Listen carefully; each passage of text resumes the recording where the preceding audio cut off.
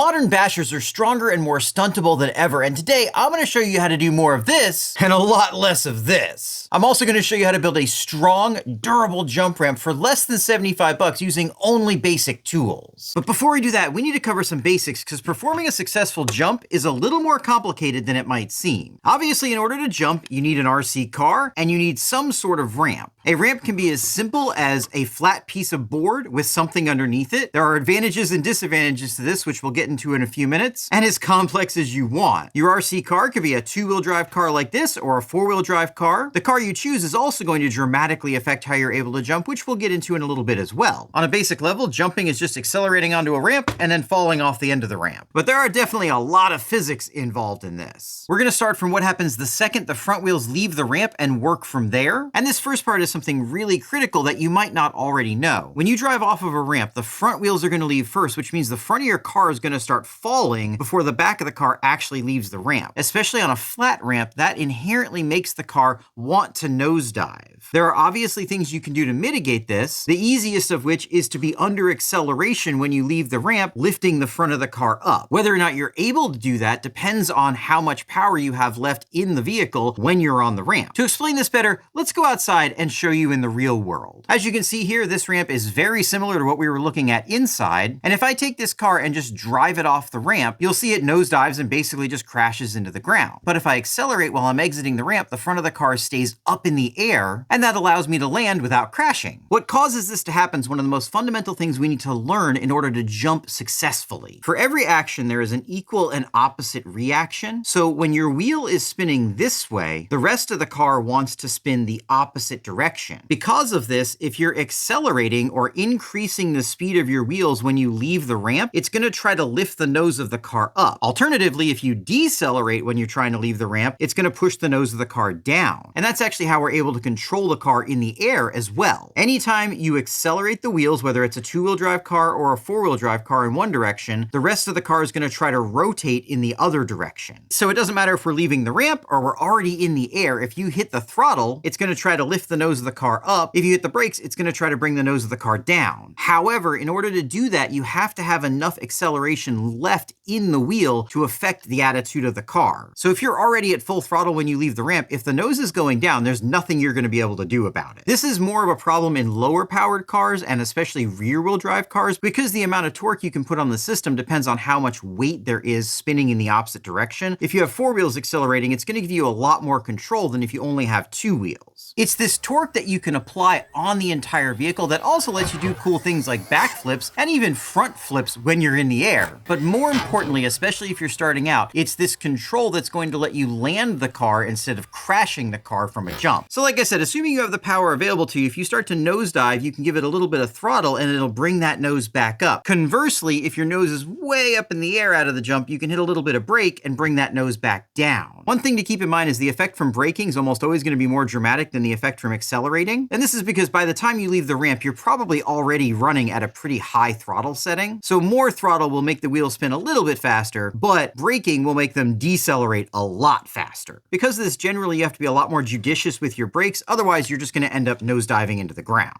Let's briefly talk about ramps. As you can see here, the most basic form of a ramp is a piece of plywood and something to stick it on. This will get you started, but it has some significant disadvantages. As you can see, it's not a very smooth transition from level to jump, though as long as it's a low jump, it's really not that big of a deal. The other problem is the plywood and the thing you put it on will usually end up shifting on you over time, which can be pretty frustrating. The next step up from that is some sort of small pre-built ramp. This is from P&W RC Madness, and it's a really nice ramp. It's the one I use in most of my videos when I'm off site, and I really do like it. The disadvantage to this ramp is it's fairly narrow, so if you're jumping with a large car, it can be pretty hard to line up. You can also get these kinds of skateboard ramps like this, which will be more stable than a piece of plywood on something, but also don't have that increasing angle that you really do want for good jumping. Let me explain why. When you come off of a jump, like I said, the front is going to start falling before the back leaves the ramp, but if your ramp is a smoothly increasing curve, it's actually going to be trying to rotate the car in the opposite opposite direction as you're jumping. That counteracts that tendency for the nose to want to dive as it comes off the ramp because it's already rotating the other way. Now don't worry, we're going to get to real jumping stunts and tricks in just a minute, but first we need to turn this piece of plywood and this pile of 2x4s into a ramp so you can really get to jumping. This needs to be a 1/2 inch thick 4x8 sheet of plywood. You need to find a piece of plywood that the grain runs sideways on the outside layers. If the plywood you have has the grain running long ways, it's not going to work because it's not going to want to bend for you. Before we get to cutting, we need to have a little bit more technical conversation. As you can see, I've done most of the math here, so you're not going to have to, but you do need to figure out one thing, and that's how you want your car to exit the ramp. Based on the angle of the end of the ramp, your car is either going to fly higher or it's going to fly further. This is where a lot of people end up making the ramp a lot more shallow than they intended to. You can either have a 0 angle ramp, which means you won't get any air at all, or a 90-degree ramp, in which case the car is going to go straight up and come straight back down again. However, at 45 degrees, because the car has to go up and then come back down again, but it's traveling laterally in the same direction that entire time, you're going to get twice as much distance as you will height. Because of this, if you want your car to go as high as it goes horizontally, you have to actually end up at about 55 degrees angle. Any more of a leave angle than that, and it's going to achieve a greater height than it does a distance. Any less than that, it's going to achieve a greater distance than it does a height. As you can see here, I kind of figured out my angle in Fusion 360, but that's not really necessary. All we're going to do is we're going to take our board and we're going to measure up about 22¼ inches, draw a line across the board there, cut it off. You're going to want to make this mark and do this cut twice so you have 2 pieces. It's these side pieces that are going to determine the angle of the ramp. Guys, if you're finding this interesting so far, make sure you get subscribed because we do videos like this all the time and you're not going to want to miss what's coming in the future. For everything to line up properly, we need to cut this down to about 31¾ inches. Starting in the lower left-hand corner, we need to come up 1.5 inches to accommodate the board that's going to be down there. And then in the opposite corner, we need to come in 3.5 inches to accommodate the board that's going to be up there. And all you need to do is draw the angle that you want between the two of those. What you really want to do is have an angle that starts out shallow and gets steeper and steeper as it goes, but this doesn't have to be perfect. There are obviously ways you can do this that'll make it perfect, but I've never used any of those methods. I've just sketched it out. Use a pencil so you can erase it and go back and do it again if you want to. And then you want to make sure that angle at the end matches the performance you want to get out of the ramp. So if you want to go twice as far as you go high, you want to be about 45 degrees. If you want more height, make it steeper. If you want less height, make it more shallow. Once you've got that drawn out, you can see we've got our shape here. We just need to cut this out. Then we're going to transfer that over to the other side of the piece. And from here on out, the assembly is going to be very easy. You're going to take your 2x4s and cut them into 47-inch lengths. This will accommodate the extra width that you're going to have from the plywood on the 2 sides. And then from here on out, it's just assembly. We're just going to take a 2x4, put it in the corner at the bottom, another 2x4, put it in the end at the bottom, another 2x4, put it in the top at the bottom, and then we're going to evenly spread the rest of the 2x4s out so it can support that ramp surface. When we're done with that, all we have to do is take the piece of plywood and then starting at the top, screw the ramp into the top 2x4 and then push into the ramp, working your way down to the bottom, and it should form that curve without too much trouble, though obviously you're going to have to put some pressure on it because it is a piece of plywood and it is pretty thick. When you get to the bottom, you should have a nice amount of overhang, which should dig into the dirt, and that'll give you a really nice transition onto the ramp. Once all that's done, you want to get some Thompson's Deck water seal and just absolutely slather it all over this ramp. Just go crazy. Put way too much on. Give it a couple of days to dry, and if you reapply this water seal once every 6 months or so, this ramp is going to last outdoors for years. Now don't worry, we're going to be breaking that new ramp in very soon, but before we do that, we need to fix this car, and I'm going to do it a way I've never tried before. As you saw in the previous video, the pillow ball pulled out of the arm. This unfortunately happens with the RPM arms because they're a lot softer than the stock arms. The stock arms tend to pull out of the hinge pins, but the RPM arms tend to spit out the pillow balls. Let's see if we can fix that. As you can see, the threads just ripped right out of this arm. I could try to put it back in, but these threads are now completely damaged, and they're just going to rip out again if we don't do something different. And what we're going to try to do is put these helicoils in those threads. These are little steel inserts that actually have threads on the outside and on the inside, and since these threads are actually larger than the original threads, if we can do this successfully, it might actually be stronger than it would have been originally. This kit comes with a drill and a tap. I'm not going to use the drill. I'm just going to go ahead and tap this hole to this larger size. Because it's soft plastic, it should be fairly easy, and that might give us a little bit more bite on those coils. Being plastic, this is relatively simple to do. You should be able to start it by hand. Just try to keep it straight with the hole that's in there, and once you get it started, you can go ahead and run it the rest of the way in. Make sure you only go to the bottom of the hole with this tap. Don't go too deep because you'll just end up stripping out these threads as well, and also clean out your chips occasionally so you don't end up binding things up. Once we have that done, I'm just going to take this first helicoil, use the installation tool, and go ahead and screw it in. I'm going to try to use 2 coils in here. I'm not sure if that's actually gonna work or not, but we're gonna give it a shot. Normally you wouldn't use 2 helicoils, but I think we're gonna be able to get away with it here. As long as the threads end up lining up, which they should, this should work, and it should make it really, really strong. I'm just gonna run this one in until I feel it run into the other one, which it just did.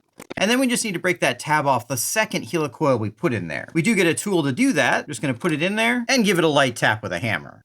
Now let's see if this is gonna screw in or if we screwed up. Well, it was very, very tight, but I think that might actually work. We're just gonna have to find out once we take this thing off the new big ramp. All right, now we're gonna start jumping. There are a few prerequisites to jumping. The first one is that you already are pretty comfortable with driving your RC car. You're comfortable with driving away from you, and you're comfortable with driving towards you. You understand its limits of acceleration and braking, and you can generally handle it pretty well. If you aren't already fairly confident in normal driving on flat ground, I'd recommend getting confident with that first before proceeding on to jumping. The next thing is that you have some sort of small ramp to use for jumping. We're gonna go ahead and just use this little ramp right here. I would definitely not recommend starting with something like this, though we will definitely be jumping off this thing in a few minutes. And then finally, you need to understand that you are going to be braking your car a lot more when you start jumping than you would have been just driving on normal flat ground. If you're not comfortable with that, jumping might not be the right thing for you right now. And to that end, you want to make sure the car you have is actually capable of handling jumping. If you've got a really cheap car, it's possible that you are going to break it pretty easily, even off of a small ramp, so be aware of that. With that in mind, the first thing we're going to do is get our car and line it up just a few feet right behind your small ramp, and then under light acceleration, just drive off the end of the ramp. Just like that.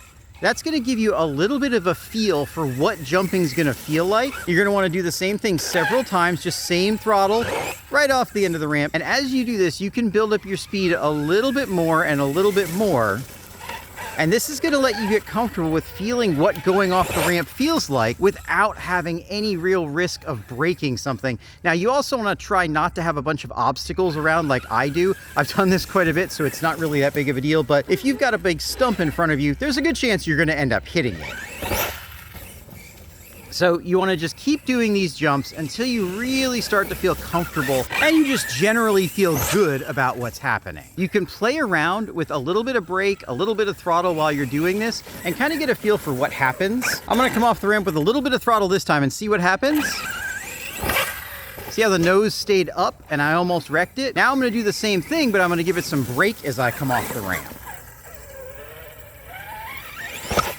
See how it nosed down and did a front flip? Somewhere in between those is where you want to land every time, and obviously you're not going to get it perfect.